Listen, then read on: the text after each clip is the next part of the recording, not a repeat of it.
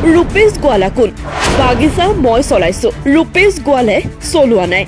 মই বাগিচাৰ বছ, মই যি কম সেইটোৱেই হ'ব। মন্ত্ৰী সলনি হ'ল যদিও ৰাজ্যৰ চাহ শ্ৰমিকৰ অৱস্থা পৰিৱৰ্তন নহ'ল। মন্ত্ৰী সলনি হৈছে কিন্তু চাহ শ্ৰমিকৰ যি অৱস্থা এই শোচনীয়ৰ পৰা আৰু অতি শোচনীয় দিশে গতি কৰি আছে। শ্ৰম মন্ত্ৰীৰ নিৰ্দেশ নামানে বাগিচাৰ মেনেজাৰে। 2006 চনৰ বিজেপিৰ বিধায়ক প্ৰাৰ্থীৰ পত্নীক বাগিচা মেনেজাৰে চলাইছে আতিশায্য। হয়, ৰাজ্যৰ চাহ শ্ৰমিকৰ জীয়াই থকাৰ অধিকাৰ সম্পূৰ্ণৰূপে বাগিচা মালিক আৰু বাগিচা মেনেজাৰৰ ওপৰত নিৰ্ভৰশীল। কাৰণ বাগিচা মালিক আৰু মেনেজাৰে নামানে কোনো চৰকাৰী আইন, নামানে কোনো চৰকাৰ, নামানে কোনো মন্ত্ৰীৰ নিৰ্দেশ। তেওঁলোকে বাগিচাখনক নিজৰ সাম্ৰাজ্য আৰু শ্ৰমিকসকলক তেওঁলোকৰ দাস হিচাপে গণ্য কৰি শাসন কৰে। বাগিচাৰ মেনেজাৰে যি ক'ব সেয়া বাগিচা শ্ৰমিকৰ বাবে আইন। বাগিচা শ্ৰমিকৰ বাবে নাই কোনো সাংবিধানিক অধিকাৰ, নাই শ্ৰমিক আইনৰ সুৰক্ষা।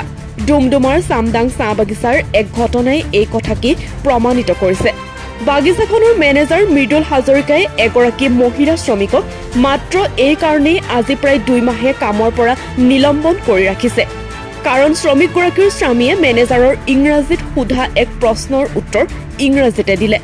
নিজৰ উপাৰ্জনৰ আহিলা বাগিচাৰ কাম বিচাৰি মেনেজাৰক কাকুতি মিনতি কৰিও বিফল হোৱা মহিলা শ্ৰমিক শান্তি গিৰিধৰে উপায়ন্তৰ হৈ সমষ্টিৰ বিধায়ক তথা শ্ৰম আৰু শ্ৰমিক কল্যাণ মন্ত্ৰী ৰূপেশ গোৱালাক সাক্ষাৎ কৰি বিষয়টো অৱগত কৰে। লগে লগে মন্ত্ৰী গোৱালাই এই সন্দৰ্ভত বাগিচা মেনেজাৰ মৃদুল হাজৰিকাক নিৰ্দেশ দিয়ে। কিন্তু ইয়াৰ পিছতো শ্ৰমিকগৰাকীয়ে বাগিচাৰ কাম ঘূৰাই নাপালে। শ্ৰমিকগৰাকীক মন্ত্ৰীৰ নিৰ্দেশ নামানো বুলি দম্ভালি মাৰি খেদি পঠিয়ালে বাগিচাৰ মেনেজাৰ মৃদুল হাজৰিকাই। মন কৰিবলগীয়া যে ইতিপূৰ্বে ৰাজ্যৰ শ্ৰম আৰু শ্ৰমিক কল্যাণ মন্ত্ৰীৰ শপত গ্ৰহণ ৰূপেশ গোৱালাৰ গৃহ সমষ্টি হৈছে ডুমডুমা। আনহাতে ৰূপেশ গোৱালা বিগত 20 বছৰে অসম চাহ মজদুৰ সংঘৰ নেতাৰ গাদী দখল কৰি আহিছে। লক্ষণীয় যে জীয়াই থকাৰ অধিকাৰ বিচাৰি হাবাথুৰি খোৱা চামদাং চাহ বাগিচাৰ মহিলা শ্ৰমিক শান্তি গিৰিধৰৰ স্বামী বিজয় তাঁতীয়ে 2006 বৰ্ষৰ বিধানসভা নিৰ্বাচনত ডিগবৈ সমষ্টিত বিজেপি দলৰ প্ৰাৰ্থিত্বৰে প্ৰতিদ্বন্দ্বিতা আগবঢ়াইছিল। এতিয়া প্ৰশ্ন হৈছে শ্ৰম মন্ত্ৰীৰ নিৰ্দেশক বুঢ়া আঙুলি দেখুৱাবলৈ সামান্য কুণ্ঠাবোধ নকৰা মেনেজাৰ মৃদুল হাজৰিকাৰ দৰে ৰাজ্যৰ চাহ বাগিচাৰ মেনেজাৰসকলে চাহ শ্ৰমিকক কিদৰে শোষণ আতিশয্য চলাই আহিছে ইয়াক সহজে অনুমান কৰিব পাৰি। ৰাজ্যৰ চাহ বাগিচাত সংবিধানৰ মৌলিক অধিকাৰ, জীয়াই থকাৰ অধিকাৰ, শ্ৰম আইনৰ অধিকাৰসমূহ অসাৰ কিয়? চাহ বাগিচাত বৰ্তমানো অপৈনবিশেষ শাসন ব্যৱস্থা কিয়? পাইছে চৰকাৰ সলনি হৈছে, মন্ত্ৰী সলনি হৈছে, কিন্তু চাহ শ্ৰমিকৰ যি অৱস্থা এই শোচনীয়ৰ পৰা আৰু অতি শোচনীয় দিশে গতি কৰি আছে। আৰু এটা উদাহৰণে আজি আপোনালোকে দেখিব পাইছে চামদাং চাহ বাগিচাত যিগৰাকী মহিলাই আমাৰ চামদাঙৰ মেনেজাৰ গৰাকীৰ একমাত্ৰ অত্যাচাৰ, অহংকাৰ আৰু হিটলাৰী শাসনত বলি হৈ আজি তেওঁ চাকৰিৰ পৰা তেওঁক নিলম্বিত কৰিছে। আৰু কোনো ধৰণৰ মানে শ্ৰম আইন ভংগ কৰা নাছিলে, কিন্তু এই ক্ষেত্ৰত এই মেনেজাৰজনে সম্পূৰ্ণ শ্ৰম আইন ভংগ কৰি তেওঁক ওপৰত বৰ্বৰভাৱে অত্যাচাৰ চলাই আছে। আৰু এই ক্ষেত্ৰত সম্পূৰ্ণ সমৰ্থন কৰিছে আমাৰ তিনিচুকীয়া সহকাৰী শ্ৰম আয়ুক্ত বিষয়া গৰাকী। আৰু এইটো অকল চামদাঙৰে নহয়, এইটো জাষ্ট এটা উদাহৰণ। আপোনালোকে গম পাব অসমৰ প্ৰত্যেকটা বাগানত কোনোবা নহয় কোনোবা শ্ৰমিক এনেধৰণে এই পৰিচালকৰ অত্যাচাৰ অহংকাৰৰ বলি হৈ আছে। আজি ইয়াৰ জল পট উদাহৰণ আপোনালোকে দেখিব পালে।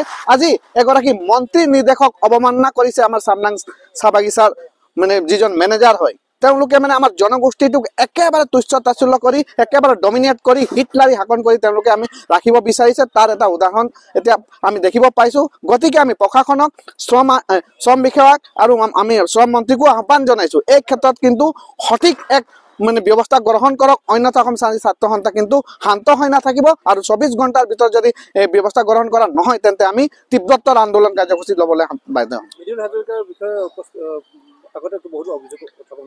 মৃদুল হাজৰিকা যিজন মানে মেনেজাৰ হয়, তেওঁ মেনেজাৰ নহয়, তেওঁ নিজকে মানে এজন জাজ বুলি ভাবে, তেওঁ মানে ন্যায়াধীশ বুলি ভাবে। তেওঁক বোলে যিটো আমাৰ মহামহিম আদালতত কোনোবা যদি গোচৰ চলি থাকে সেই গোচৰ ৰায় দিয়াৰ আগতে তেওঁক ভৰি ধৰি মাপ মাগিব লাগে। আৰু মৃদুল হাজৰিকাৰ কথাটো আপোনালোকে মানে প্ৰত্যেক মাহতে গম পায় কিবা নহয় কিবা বিতৰ্কত সোমাই আছে।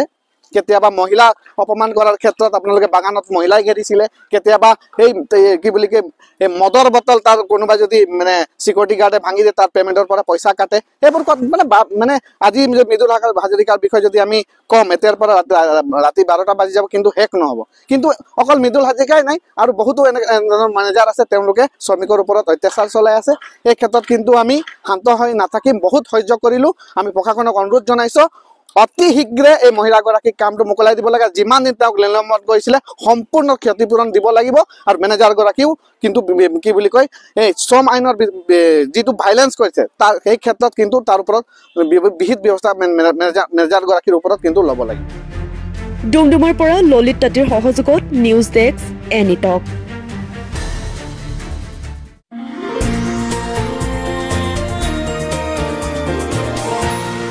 এনিটক্স হুতৰ বিপৰীতে ৰাইজৰ স্বাৰ্থ